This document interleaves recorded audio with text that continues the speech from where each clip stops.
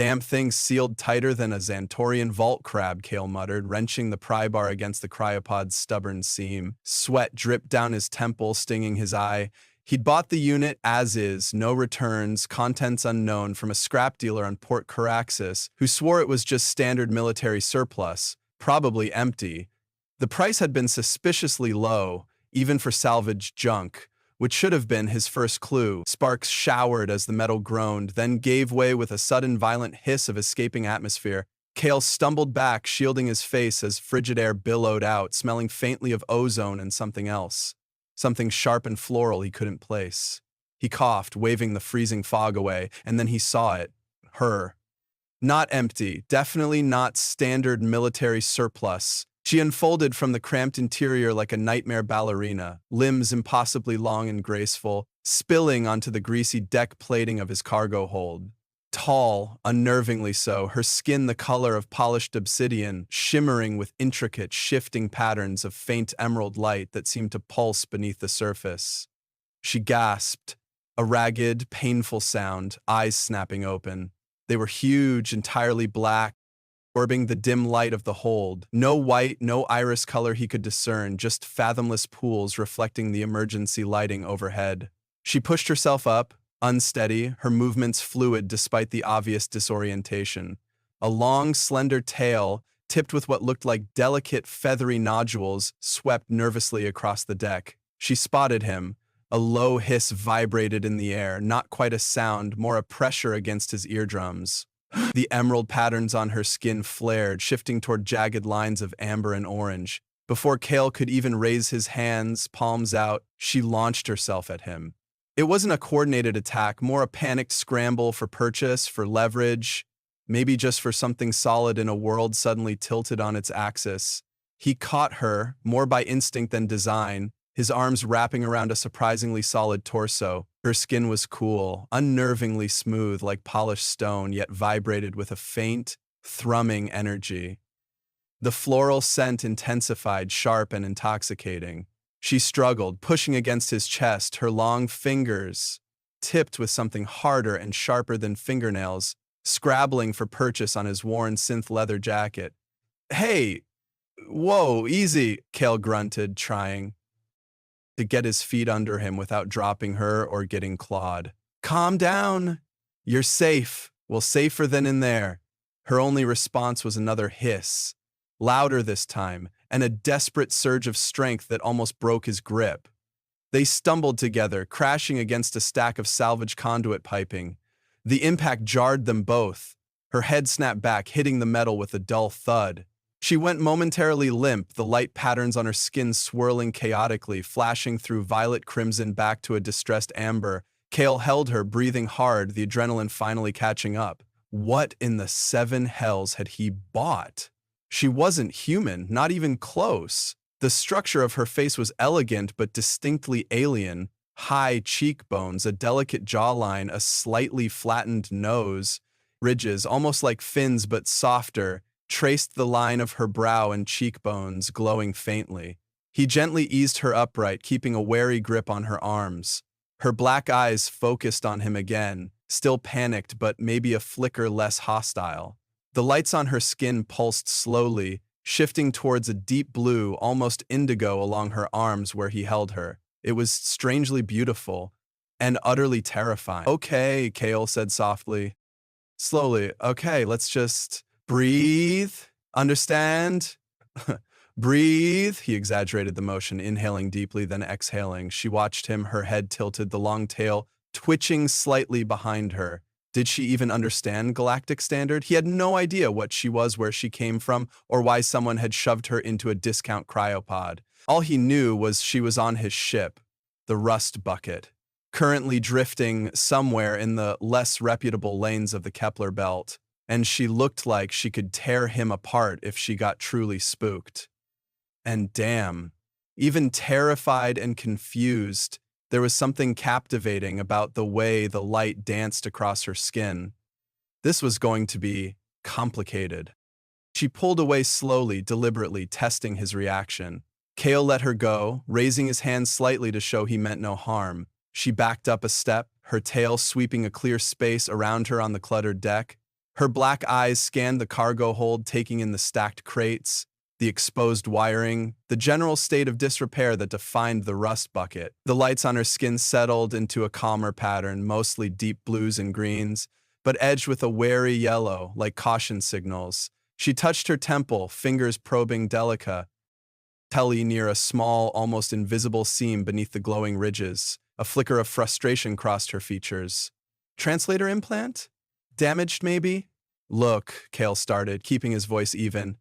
I don't know who you are or how you ended up in that box. I just bought it off a scrap heap. He gestured towards the open cryopod. Thought it was empty, surplus junk. She watched his mouth, then his hands, her head tilted again. The thrumming vibration started up again, softer this time, less hostile, more inquisitive? Like a cat's purr, but deeper, felt more than heard. Kale risked a step closer. My name is Kale. He tapped his own chest. Kale, he pointed at her cautiously. You? She stared at his hand, then back at his face. The lights on her skin swirled, complex patterns he couldn't decipher.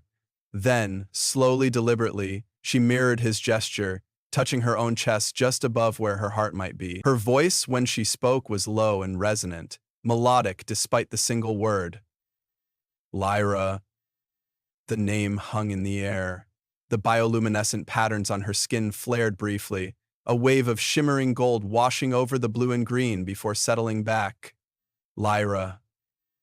Okay, progress, sort of. Lyra, Kale repeated. Right, welcome. Aboard the— well, it's my ship. He gestured vaguely around the hold. Not much, but it floats. Lyra's gaze followed his gesture, her expression unreadable. She took another step back, putting more distance between them, her tail coiling slightly behind her like a spring. Her focus shifted to the open cryopod, then back to him. Suspicion hardened her features again, the yellow edges to her lights brightening. Kale sighed. Look, I didn't put you in there. I swear, I'm just a scavenger pilot trying to make a credit. He held up his hands again. I'm not whoever you think I am. Lyra remained silent, watching him with unnerving intensity. The lack of discernible pupils made it impossible to know exactly where she was looking, adding to the unsettling feeling. She shifted her weight, a subtle movement that spoke of coiled power. She might be disoriented, but she wasn't helpless. He needed to establish some ground rules, some semblance of control, even if it was mostly bluff. This is my ship, he repeated, trying to sound firmer. My space. You're a guest. An unexpected one. He pointed towards the main hatch leading further into the ship. We need to talk, somewhere slightly less grimy. Lyra didn't move immediately. She seemed to be evaluating him, her alien senses perhaps picking up cues he wasn't even aware of. The thrumming intensified slightly again. Then, with a fluid grace that seemed incongruous in the cramped, messy hold, she inclined her head slightly, not quite agreement, but maybe acquiescence? For now. She took a step towards the hatch, her tail trailing silently behind her. Kale let out a breath he hadn't realized he was holding. He gestured for her to precede him, keeping a wary distance. As she passed, the strange floral scent wafted again, stronger this time, accompanied by a faint whiff of ozone. It was dizzying. He followed her out of the cargo hold, the heavy hatch hissing shut behind them, sealing them into the narrow, dimly lit corridor of the rust bucket. The ship suddenly felt 100 times smaller. The main cabin wasn't much bigger than the cargo hold, dominated by the pilot's chair, a messy nav console, and a small galley unit stained with years of synth coffee spills. Lyra stood near the center of the space, slowly turning, taking it all in. Her bioluminescent patterns remained primarily cool blues and greens, but pulsed with a slow, steady rhythm. Kale leaned against the doorframe, arms crossed, trying to project an air of casual authority he absolutely did not feel. So, he began, breaking the silence, Lyra, that's Xylith Kthar, definitely not from around here. She turned to face him, her expression still unreadable. She touched her temple again, a frown creasing her brow. Translator damaged, she said, her voice low and slightly halting. The galactic standard words precise but oddly accented. Difficult, yeah, figured. Kale pushed off the doorframe. Can you understand me okay? Lyra nodded slowly. Mostly. Intent, context, harder. She gestured vaguely between them. Your signals are quiet. Signals? He glanced down at himself. Worn flight suit, grease stains, maybe a bit tense. What signals was she expecting? Right, well, humans, we mostly just talk, shout, sometimes, gesture wildly. He made a vague flapping motion with his hands. Lyra watched, unmoved, the lights on her skin swirling slightly near her hands. A flicker of something like amusement, maybe? Inefficient, she stated flatly. Kale bristled slightly. Works for us most of the time. He moved towards the galley, hungry, thirsty, got nutrient paste, choice of gray or beige. He held up two identical-looking squeeze packs. Lyra approached the galley, her move me, fluid and silent. She leaned closer, examining the packs not with her eyes, but seemingly with proximity. Her face hovered inches away, the lights on her brow ridges pulsing softly. She didn't touch them. Composition? She asked. Proteins, carbs, essential minerals, recycled biomass composite number 7 mostly. Kale shrugged. Tastes like paste. Lyra recoiled slightly, a ripple of pale violet washing over her skin before settling back to blue. No, thank you. Fair enough. He tossed the packs back onto the counter. He activated the water dispenser, filling a bulb. Water, then filtered. Probably. He offered it to her. She hesitated, then took the bulb, her long fingers brushing his as she accepted it. A jolt, like static but warmer, shot up Kale's arm. He jerked his hand back instinctively. Lyra paused, her head tilting, her black eyes fixed on his face. The lights on her hand where their skin had touched flared a bright, startling sapphire before dimming. Your energy spikes, she observed, her voice neutral. Yeah, well, surprised guest, alien, pops out of a box, makes a guy jumpy. Kale rubbed his hand, trying to dismiss the lingering tingle. Lyra took a slow sip of the water, her throat moving elegantly. He lowered the bulb, holding it loosely in one hand, her gaze sweeping over the cockpit controls.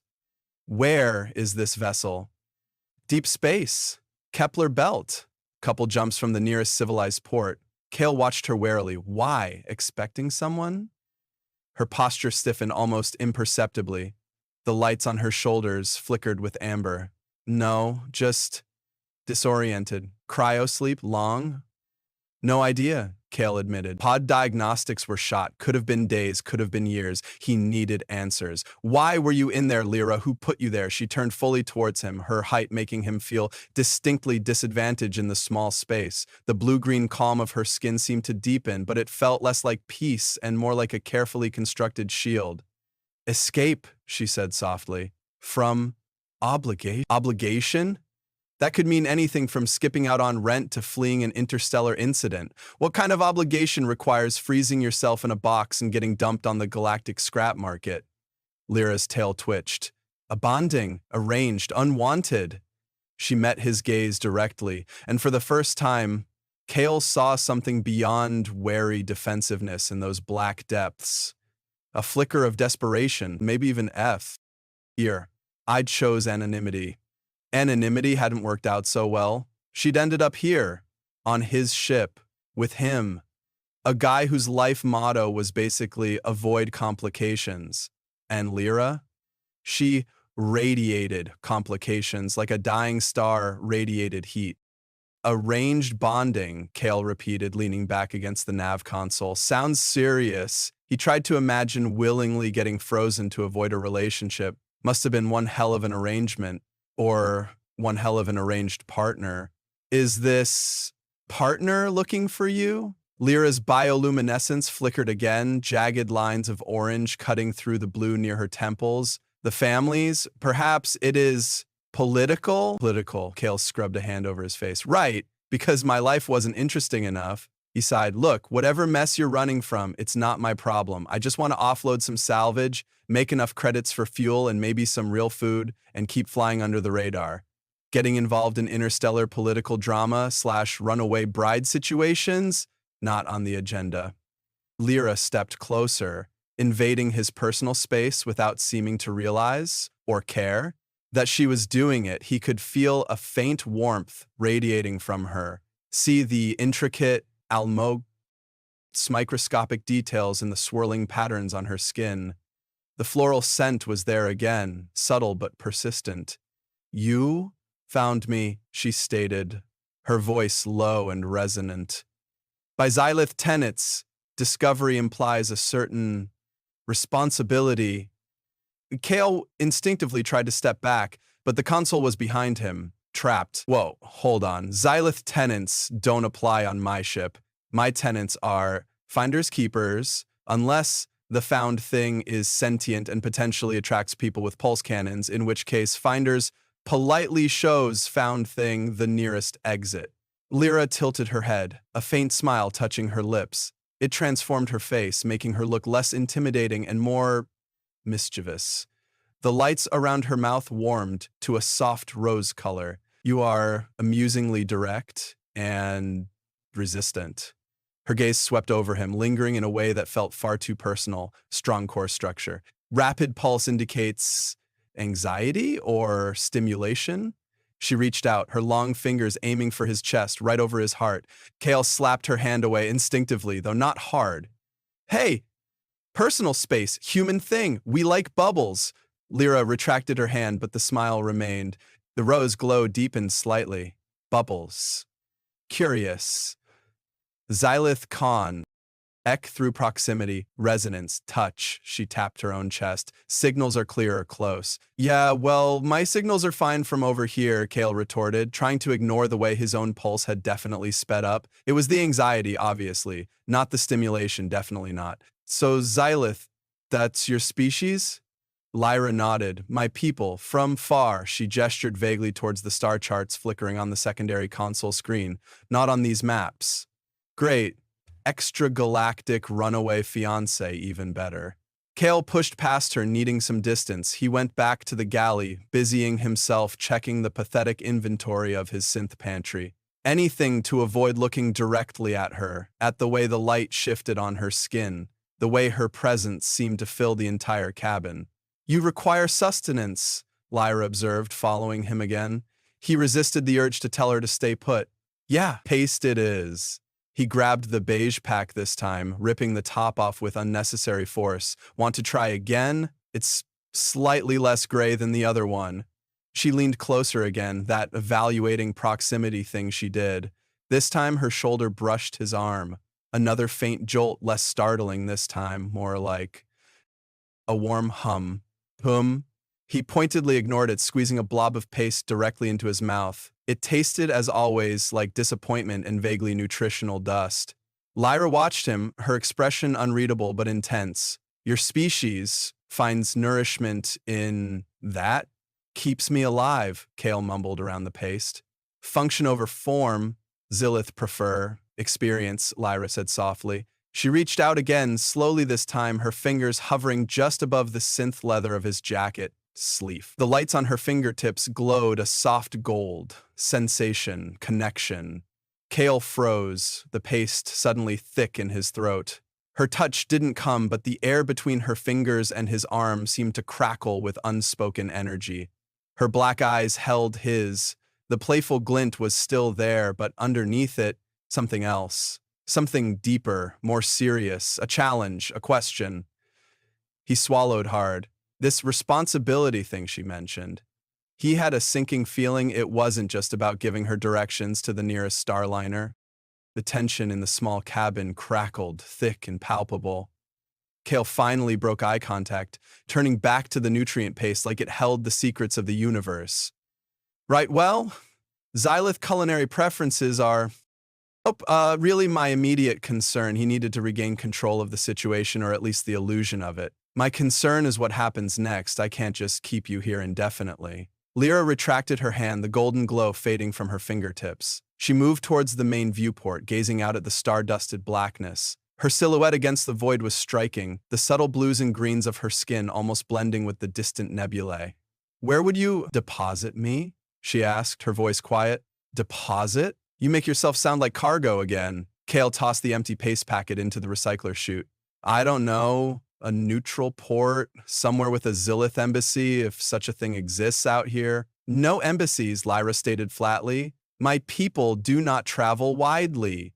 isolationist, tradition-bound. She turned from the viewport, facing him again. And a neutral port, unsafe. Those who arrange the bonding, they have resources, influence. So what are you suggesting? Kale demanded, frustration rising. I become your personal bodyguard? Your getaway driver? My ship's barely holding together. I've got maybe enough credits for one more fuel top-up, and now I'm harboring an alien fugitive from a political bond. Ding! This is bad. Even for me, this is bad. Lyra approached him again, stopping just outside his bubble. Her expression softened, the sharp edges seeming to blur. You are agitated. Your energy spikes again, rapid, uneven. She tilted her head. Is this fear? It's called stress, Kale snapped, induced by finding mysterious aliens in cheap cryopods who apparently have powerful enemies. I am not mysterious, Lyra countered softly. I am Lyra of the House of Shifting Tides. And yes, my family is influential. My intended, equally so. She paused, the lights on her skin swirling slowly like smoke. They will not stop looking. Great. Fan-freaking-tastic. Kale ran a hand through his already messy hair. He needed a plan, or at least a drink. He definitely didn't have a drink. Okay. Let's think. We need options. He started pacing the small space, dodging Lyra's still form. Option 1, I drop you at the nearest barely legal outpost like Scrap Heap Point. You take your chances. I disappear. Lyra's lights flickered with sharp amber lines. Unacceptable. Probability of capture, high. Okay, fine. Option 2, we find someone who can help you, someone outside your family's reach. Rebels, underground networks, other fugitives? Lyra considered this, her tail twitching thoughtfully.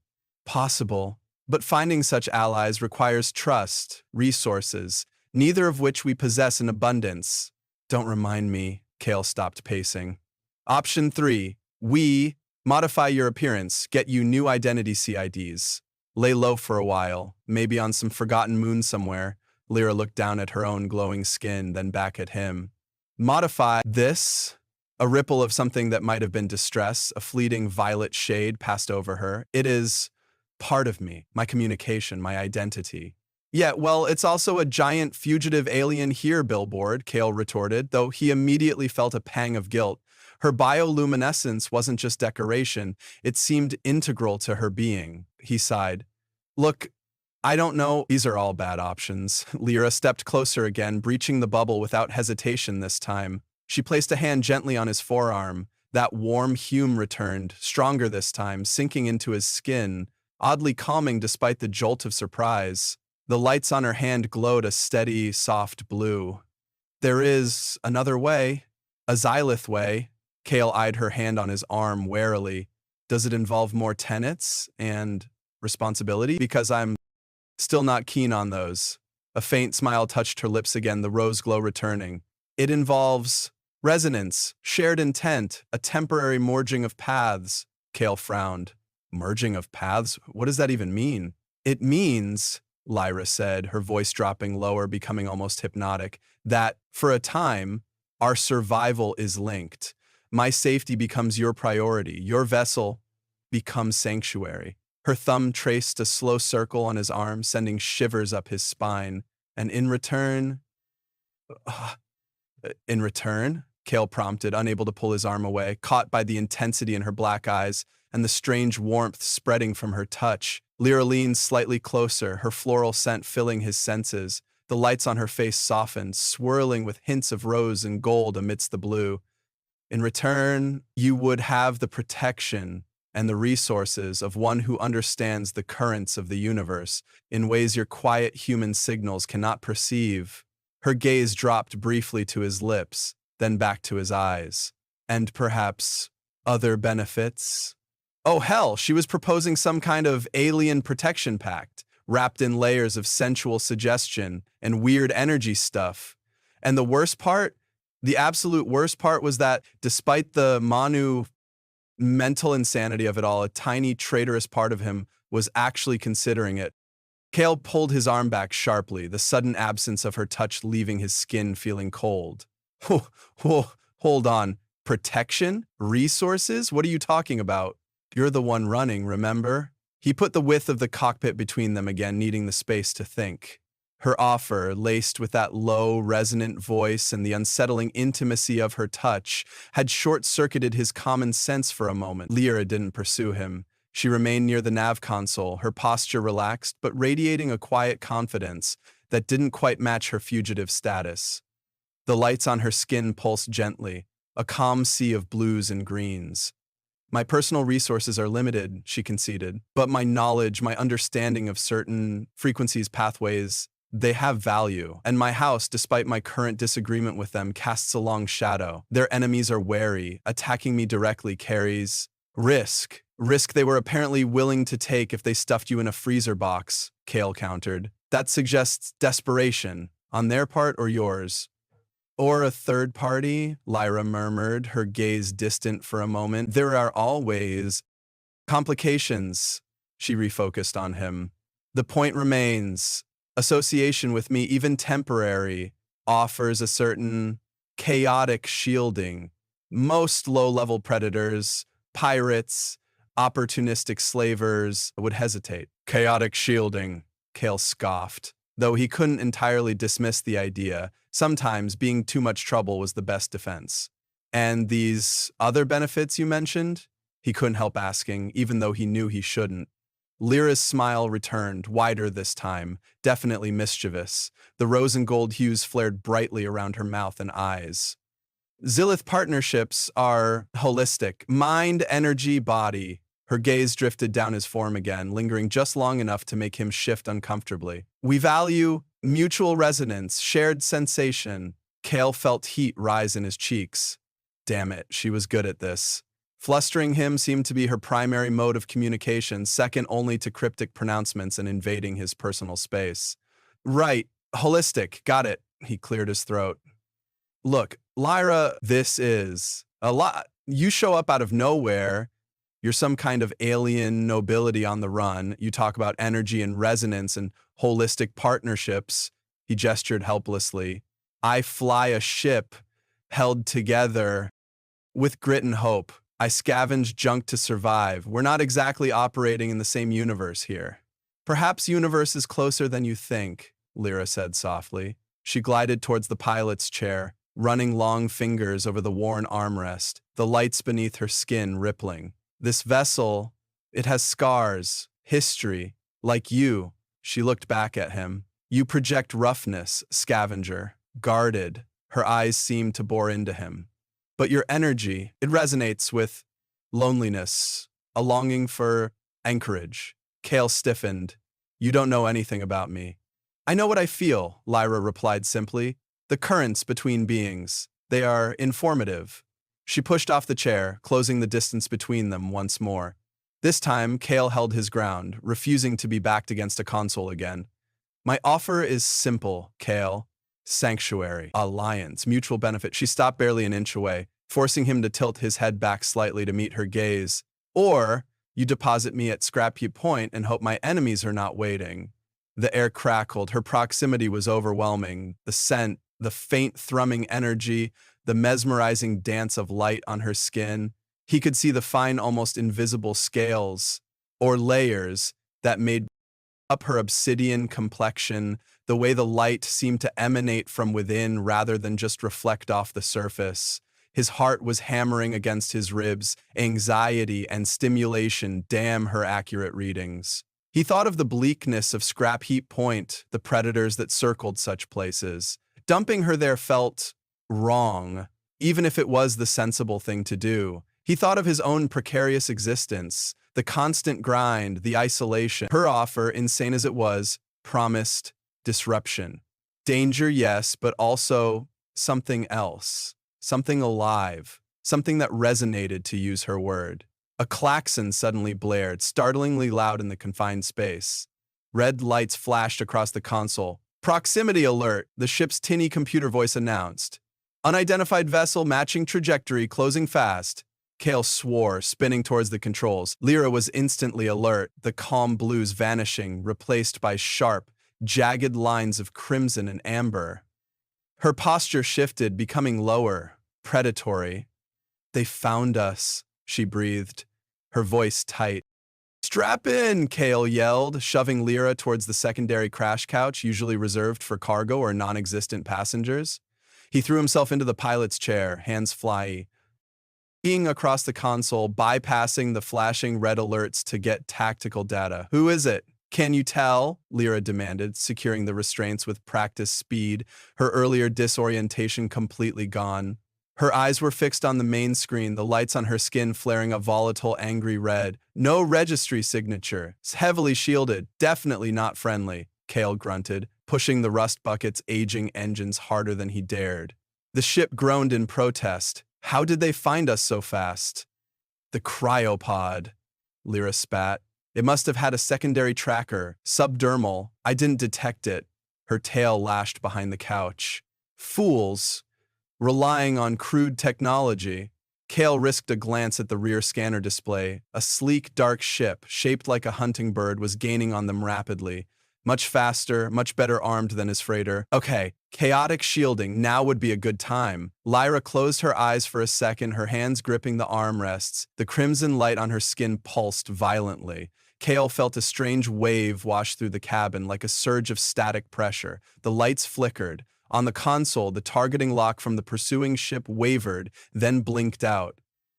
Whoa, Kale breathed. What did you do? Resonance pulse, Lyra said, her voice strained. Disrupts targeting systems, temporarily, drains energy. The red on her skin dimmed slightly, edged with exhaustion, blue. It will not hold them for long. They will compensate. Right. Buying time. Kale scanned the nearby asteroid field projected on the nav screen. It was dense, dangerous, but their only chance. Hold on. He yanked the control stick hard to starboard, sending the rust bucket lurching towards the swirling mass of rock and ice. Alarms screamed as proximity sensors went wild. Lyra braced herself, her knuckles white where she gripped the restraints. Rocks tumbled past the view, some close enough to scrape against the hull with sickening screeches. Kale gritted his teeth, weaving through the debris field, pushing his piloting skills and the ship's maneuverability to their absolute limit. The hunter ship followed, more cautiously but still relentlessly firing warning shots that exploded against asteroids nearby, showering the rust bucket with shrapnel. They're trying to disable us, not destroy us, Kale noted grimly. They want you alive. Of course, Lyra said, her voice tight with anger. The bonding requires consent, at least, technically. Enough. Our resonance pulse, weaker this time, flickered through the cabin as the enemy ship got another targeting lock. It bought them a few more seconds. Kale spotted a larger asteroid ahead, riddled with caves and tunnels, remnants of an old mining operation. Plan B, he muttered, cutting engine power momentarily to drift behind a floating chunk of ice, then flaring thrusters to dive towards the asteroid's largest opening. The rust bucket scraped through the narrow entrance, shedding sparks. Inside the tunnel was dark, claustrophobic. Kale cut the main engines, switching to maneuvering thrusters, navigating by sensor ghosts in the faint glow of his forward lights. Behind them, the hunter ship hesitated at the tunnel mouth, too large to follow easily. Do we lose them? Lyra asked, unstrapping herself as Kale brought the ship to a cautious halt, deeper within the asteroid's labyrinthine tunnels. For now, Kale slumped back in his seat, adrenaline starting to ebb, leaving him shaky. He ran diagnostics. Hull integrity compromised, port stabilizer damaged, energy levels critical after that stunt. They'll wait us out, or send drones. He looked over at Lyra. The intense red had faded, replaced by swirling patterns of deep violet and Austin blue. She looked drained, but her eyes held a fierce determination. The close call, the shared danger, had forged something between them, a connection born of adrenaline and desperation. She met his gaze, her black eyes seeming to hold ancient knowledge and immediate peril all at once. Your piloting is adequate, she said, a faint hint of her earlier teasing tone, returning though muted. Adequate? I just saved our asses with flying coup that belongs in the core world's racing leagues, Kale protested, but without heat. He felt strangely exhilarated. Lyra pushed herself out of the crash couch, moving towards him. She stopped beside the pilot's chair, close enough that he could feel the faint energy radiating from her again. "You chose not to deposit me at Scrap Heap Point," she stated softly. It wasn't a question. "Yeah, well," Kale mumbled, avoiding her gaze by checking the sensor readings again. Seemed like bad timing. She reached out, placing her hand gently on his shoulder. The contact was electric, a warm hum spreading through him, chasing away the last of the adrenaline shakes. The lights on her hand glowed a soft, steady sapphire. "Kale," he finally looked up at her. Her expression was serious, vulnerable, the playful. Mask was gone, replaced by something raw and intense. The resonance, the pulse. It is stronger when intent aligns. Her fingers tightened slightly on his shoulder. "When we were connected. By the threat." The air thickened again, but this time it wasn't tension. It was something else. Awareness. A sudden, sharp spike of desire that caught him completely off guard. Her proximity, the lingering danger, the undeniable fact that they had relied on each other, survived together. It coalesced into a potent, unexpected intimacy. Her gaze dropped to his mouth again, lingering. The lights on her skin shifted, swirls of rose and gold appearing within the blue and violet depths. "This connection," she whispered, leaning closer, her alien floral scent intoxicating. "It could be explored." He should pull away. He should put distance between them, reestablish boundaries, talk about fixing the ship, figuring out how to escape, the hunter waiting outside. But he didn't. He was caught, frozen by the intensity in her eyes, the heat of her hand on his shoulder, the dizzying possibility hinted at in her words. The universe outside could wait. Right now, there was only the dim light of the cockpit, the thrum of the ship's life support, and Lyra. Kale's breath hitched. Her face was inches from his, those fathomless black eyes holding him captive. The soft glow from her skin illuminated her features, highlighting the elegant planes of her cheekbones, the delicate curve of her lips. The rose and gold swirls intensified, pulsing gently. He could feel the warmth of her body, the subtle vibration of her unique energy.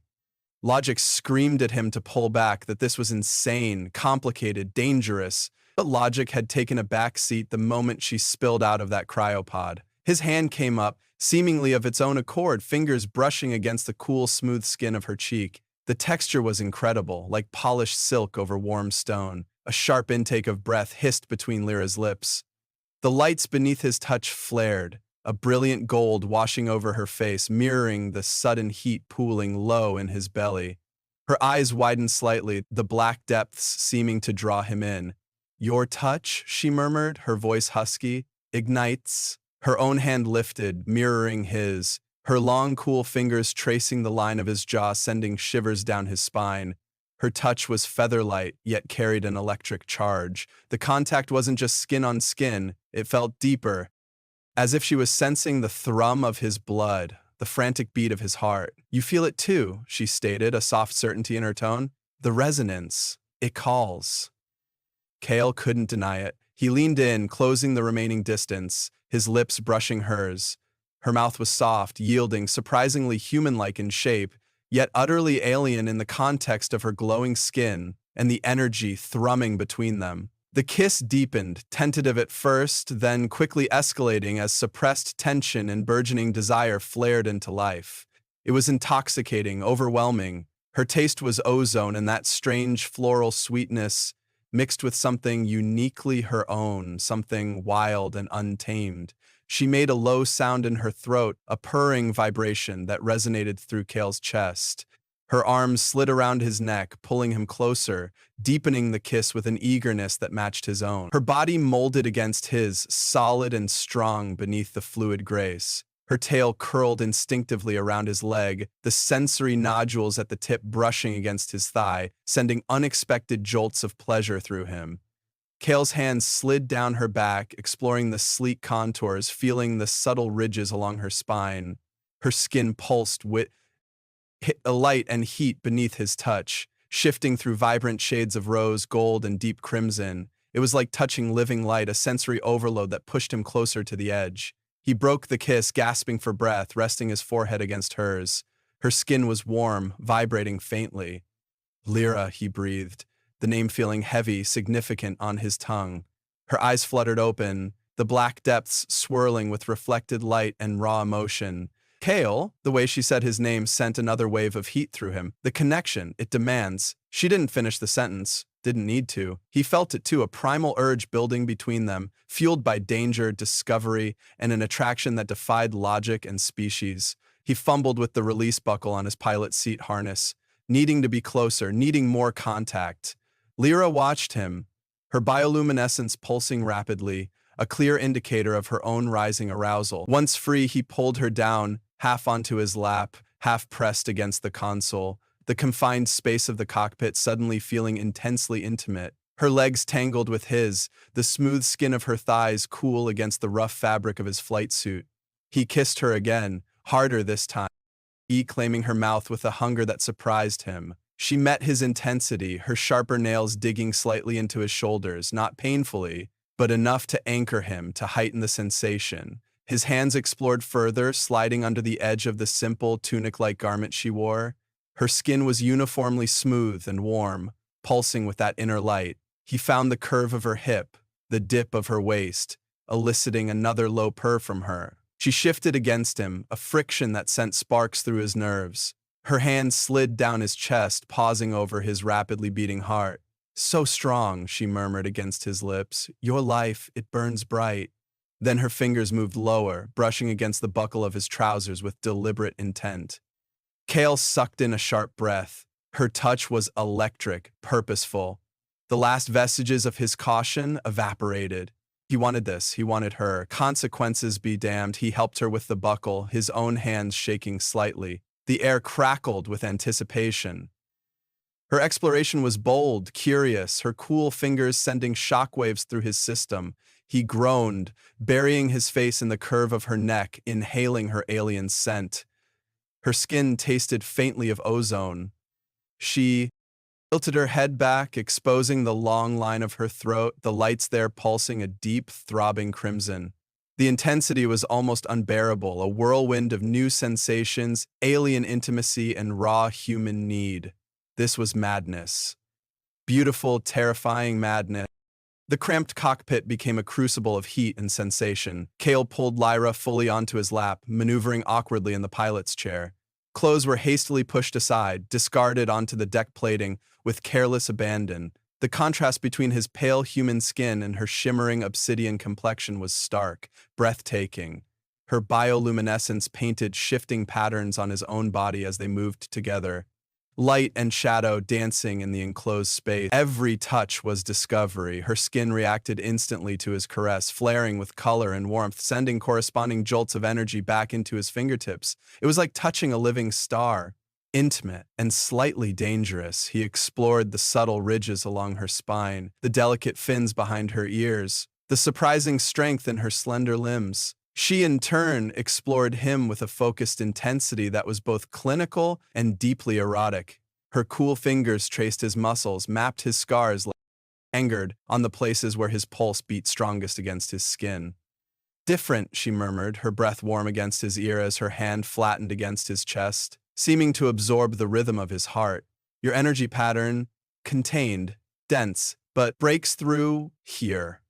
Her fingers tapped lightly over his heart. He kissed her shoulder, tasting the faint metallic tang of ozone mixed with her unique floral scent. "You're not exactly standard issue yourself," he managed, his voice thick.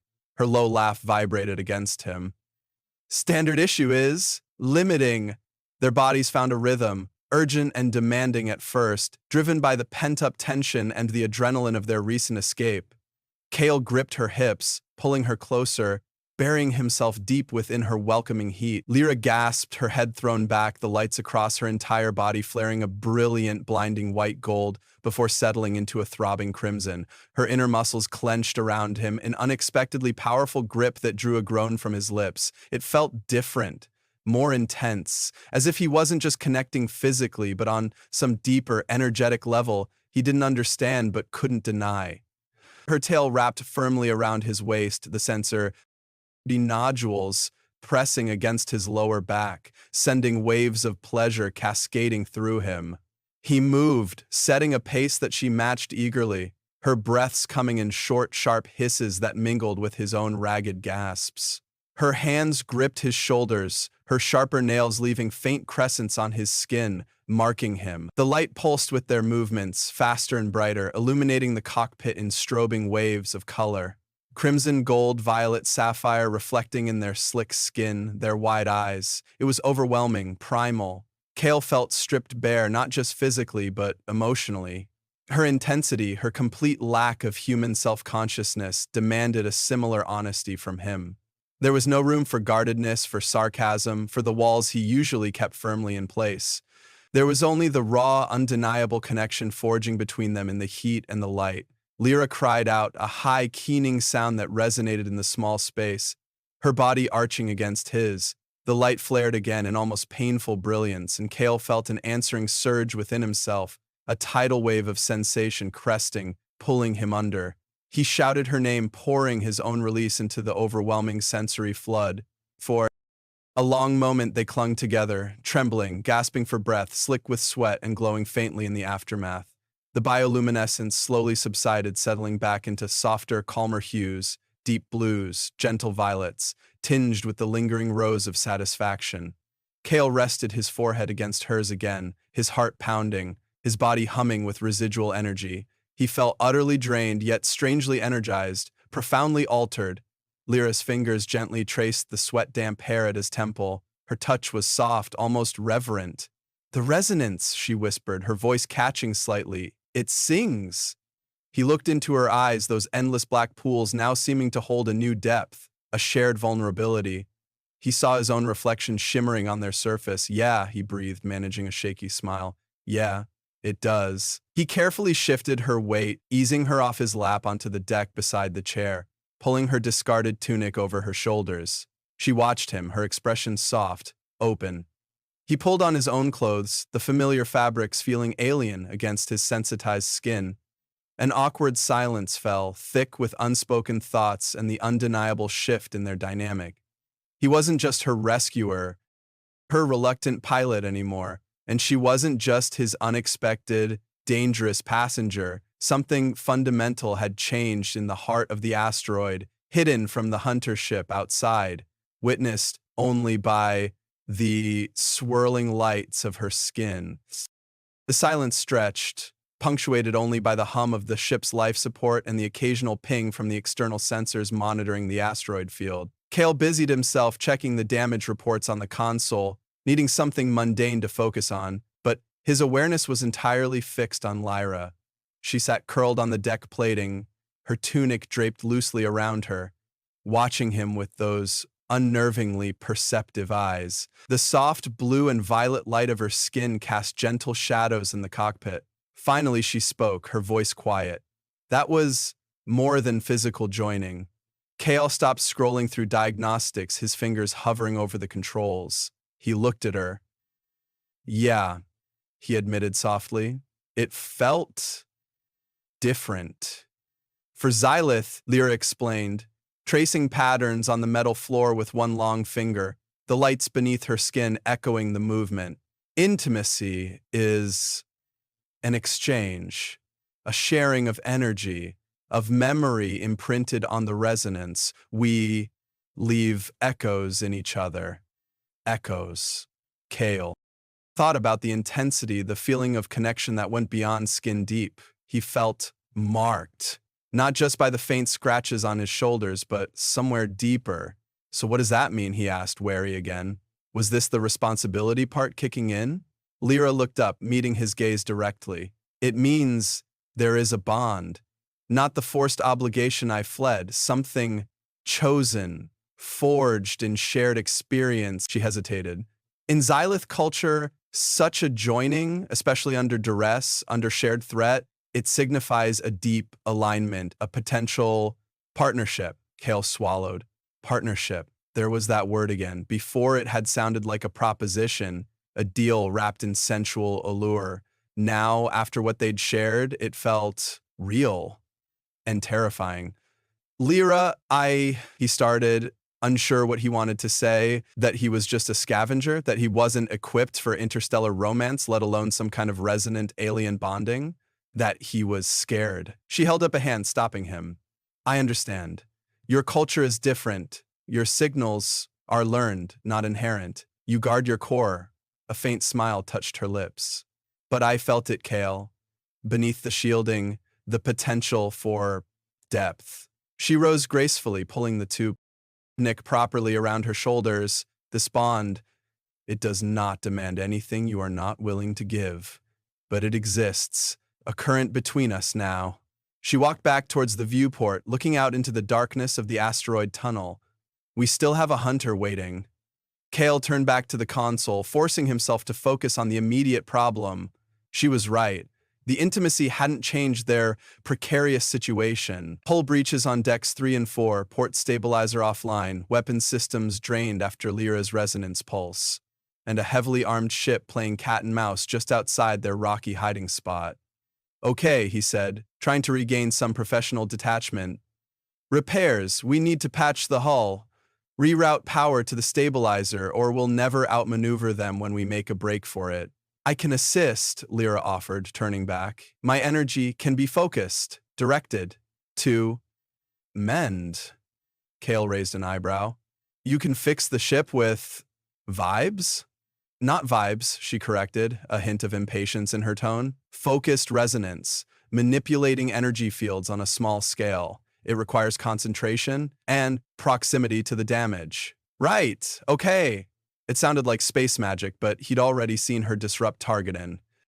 Systems with it. Maybe she could help. Deck 3, breaches nearest, main corridor access. He stood up, grabbing a portable scanner and a patch kit. Let's go see what Xylith resonance can do for good old-fashioned hull damage. They moved through the ship's narrow corridors, the silence between them different now, less awkward, more charged with unspoken understanding. Kale led the way, acutely aware of Lyra following close behind, the soft glow of her skin illuminating the passageway. Reaching the damaged section, Kale shone a light on the jagged tear in the bulkhead, revealing the star-dusted void beyond. Cold seeped into the corridor. Standard polymer patch won't hold against maneuvering stress, he assessed grimly. Lyra stepped up beside him, placing her hands flat on the cold metal on either side of the rupture. She closed her eyes.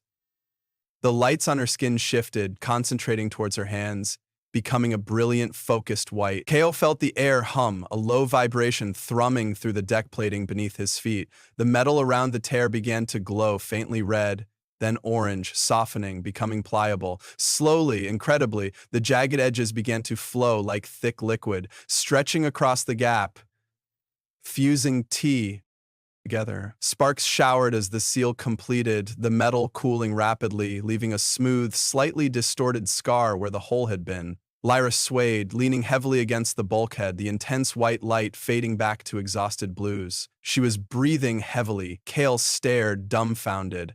Holy... It is...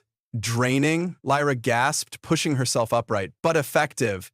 Kale reached out instinctively, steadying her with a hand on her arm. The warmth humming beneath her skin felt familiar now, reassuring.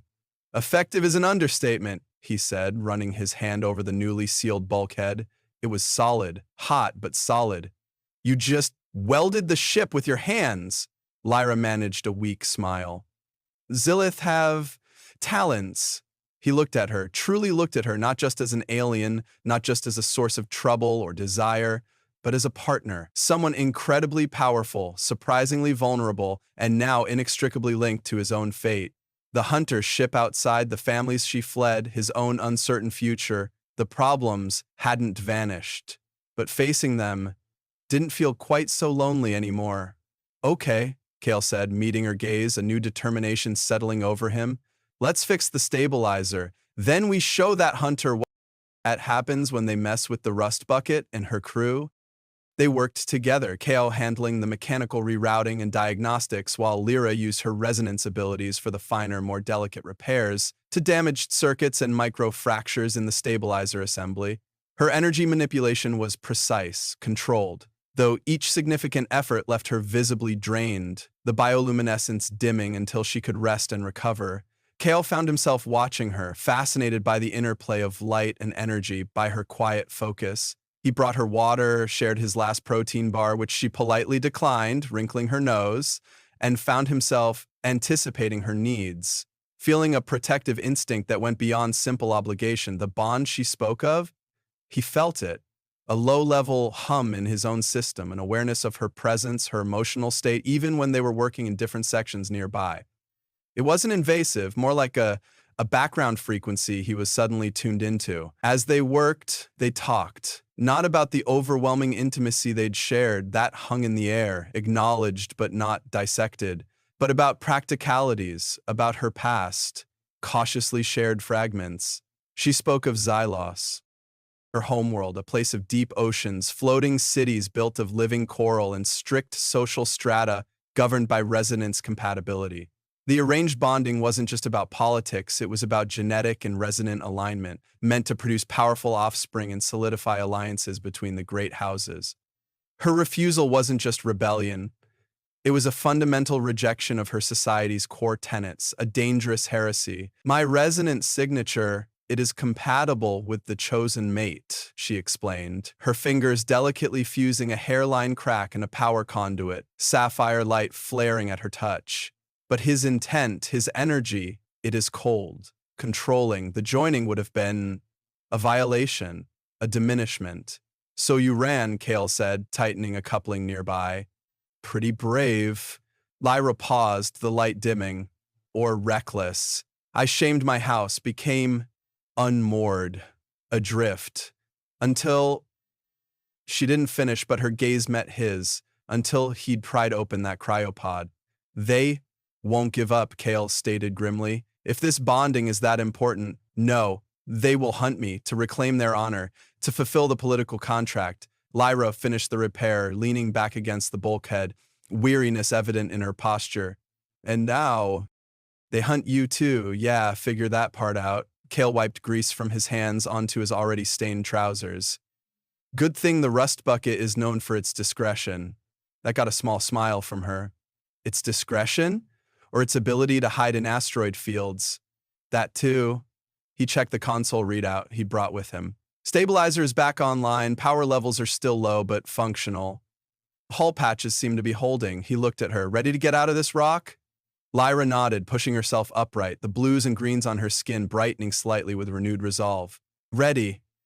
Back in the cockpit, Kale strapped himself in, running final pre-flight checks. Lyra took the crash couch again, her expression focused, determined. The hunter ship was still out there, sensors showed it patrolling the edge of the debris field near the tunnel entrance. Okay, Kale said, gripping the controls. Plan is simple, fast and unpredictable. Use the asteroids for cover as much as possible, then jump the second the drive is charged. They will anticipate a jump, Lyra noted. Their interdiction field is likely active. Counting on it, Kale grinned tightly. Gonna give them a little Zilla surprise first. He pooed up the main engines, the ship vibrating around them. Lyra closed her eyes, concentrating. Kale felt the familiar resonance hum build in the cabin, stronger this time, focused. Now? Lyra asked. Hold! Hold! Kale eased the rust bucket towards the tunnel exit, sensors showing the hunter ship moving to intercept.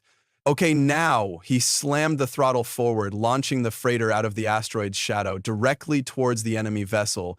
Simultaneously, Lyra unleashed the pulse. It slammed into the hunter ship like an invisible fist. Kale saw its external lights flicker violently, its shield bubble waver, targeting locks instantly vanished from his board. Yes! Kale yelled, banking hard around the momentarily stunned ship, firing maneuvering thrusters in erratic bursts to dodge debris. Alarms blared as the jump drive spun up, whining under the strain.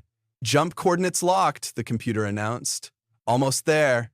The hunter ship was recovering fast, weapons systems coming back online. A plasma bolt scorched past the viewport. Lyra! Kale shouted, not needing to specify. She pulsed again, weaker this time, but enough to throw off their aim for another precious second. Engaging jump drive! Kale slammed the activation key. The universe outside the viewport stretched, distorted, then snapped into the swirling vortex of hyperspace. They were clear. Kale let out a whoop of triumph, slumping back in his seat, heart pounding. Lyra was leaning forward in the crash couch, watching the hyperspace tunnel, a fierce light in her eyes.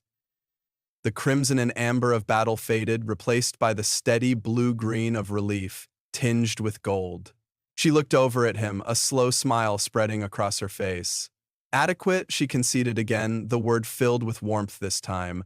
Kale laughed, a real, unrestrained laugh. They'd done it, they'd escaped, together. The challenges weren't over, not by a long shot. Her family, her jilted fiancé, his own precarious existence, all still waited out there. But looking at Lyra, her luminous skin glowing softly in the light of hyperspace, her presence a warm, resonant hum beside him, Kale felt something he hadn't felt in a long time. Hope. And the distinct, terrifying, exhilarating possibility of a future he hadn't planned, but might just want. The jump deposited them light years away, in an uncharted nebula shimmering with violet and emerald gases. Kale cut the engines, letting the rust bucket drift in the silent beauty. Her stomach rumbled. It took. Ernal sensors showed no pursuit, no immediate threats. For the first time since Lyra had burst from the cryopod, they had a moment to breathe. He unstrapped himself and walked over to the crash couch where Lyra still sat, gazing out at the swirling colors. The fight and the escape had taken their toll. Her bioluminescence was dimmer than usual, exhaustion clear in the slump of her shoulders. Yet her eyes held a spark, a resilience that captivated him. "You okay?" he asked softly, resting a hand on the back of the couch near her head. She turned to him, her expression open, vulnerable, tired. The resonance pulses, they draw deeply. She reached up, her cool fingers covering his hand. "But alive, free, because of you." "We did it together," Kale corrected. "Your space magic saved our hides more than my adequate piloting." A soft smile touched her lips. "It is not magic, it is connection to the energy within," and her gaze intensified, holding his, and between. The air thickened with the unspoken weight of that connection, the memory of their desperate intimacy in the cockpit hanging between them. Kale felt the familiar pull, the desire, but it was tempered now with something else: tenderness, concern. He sat down on the edge of the couch beside her, close but not crowding. "So," he said, eventually breaking the comfortable silence, "what now? Xylos is out, neutral ports are risky. Where does Lyra of the House of Shifting Tides go from here?" Lyra leaned her head back against the cushions, sighing softly. "I do not know. My path forward was always defined by others, by tradition, obligation. Now, it is blank." She looked at the nebula outside, vast, uncertain, a little frightening. "Tell me about it," Kale muttered, thinking of his own meandering existence. "But maybe blank is good, means you get to draw the map yourself." Lyra turned her head, studying his profile. The lights on her skin pulsed gently, a soft turquoise. "And you, Kale, the scavenger who avoids complications, what is on your map now?" He met her gaze, her black eyes seemed to see right through his usual defenses. He couldn't lie to her, not anymore. "Honestly, no idea. My map usually just involves getting enough credits for the next jump, finding the next score." He shrugged. "Never really planned beyond that." "Perhaps," Lyra suggested softly, her fingers tightening slightly on his hand, "our maps could align." For a time, Kale's heart gave a lurch. Alignment. Partners. It wasn't just a temporary alliance for survival anymore. It felt like a beginning. Scary as hell, but undeniably appealing. The thought of facing the galaxy, his uncertain future, with her beside him, it didn't seem quite so daunting. Maybe even exciting? "Align," he repeated, testing the word.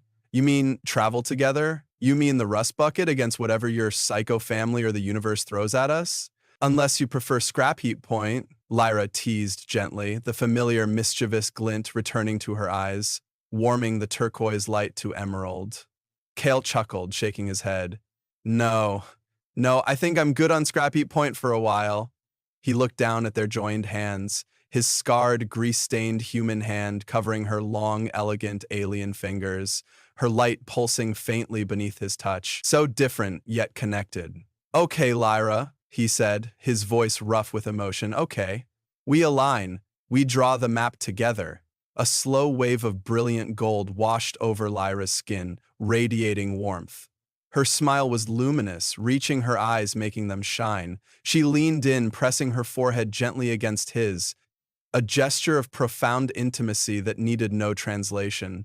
He felt the soft hum of her resonance, calm and steady, meeting his own racing pulse, soothing it.